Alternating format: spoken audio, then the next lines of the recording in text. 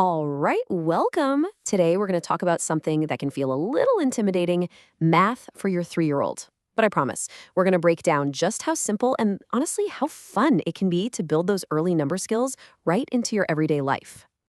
Okay, so let's just get this out of the way right now. If you hear toddler math and you immediately picture flashcards, workbooks, and a whole lot of stress, just take a deep breath because that is absolutely not what we're talking about. That's really not how their incredible little minds are wired at this age. In fact, all the research points to this one simple truth. The real magic, the real learning, happens in those small, playful moments you're already having. It isn't about setting aside time for a formal lesson. It's about weaving numbers and shapes into your regular day. So, if we're not drilling them on their times tables, what skills are we even talking about here? Let's dive into the core numeracy milestones that you'll likely start to see popping up around age 3. But first, a really important reminder. What we're about to go through, this is just a general map, okay? It is not a rigid checklist or a race. Every single kiddo gets there on their own timeline. So really, we're looking for progress, not perfection. Now, here's a fantastic word you can impress your friends with: subitizing. It sounds complicated, but it's something we all do. It's that superpower your child has to just look at 2 crackers on a plate and know it's 2. They don't have to point and count 1, 2. Their brain just gets it. It's a huge foundational skill. So, what are those key building blocks? Well, we're talking about being able to count a few of their toys, maybe up to 5. It's about spotting the circle on the clock or the square window. It's sorting our blocks into piles by color. And they're starting to get those first big ideas, like which bowl has more goldfish crackers and what happens when you take one car away. Okay, so that's the what. Let's get to the how.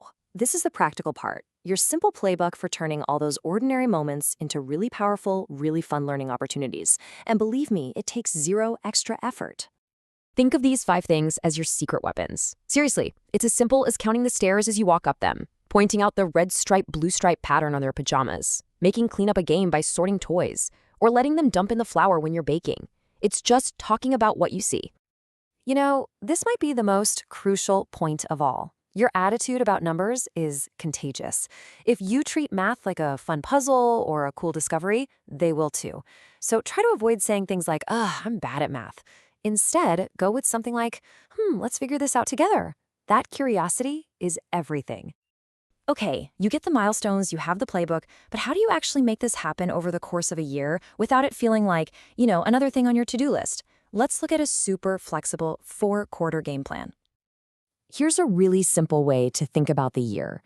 You can let the skills build on each other naturally.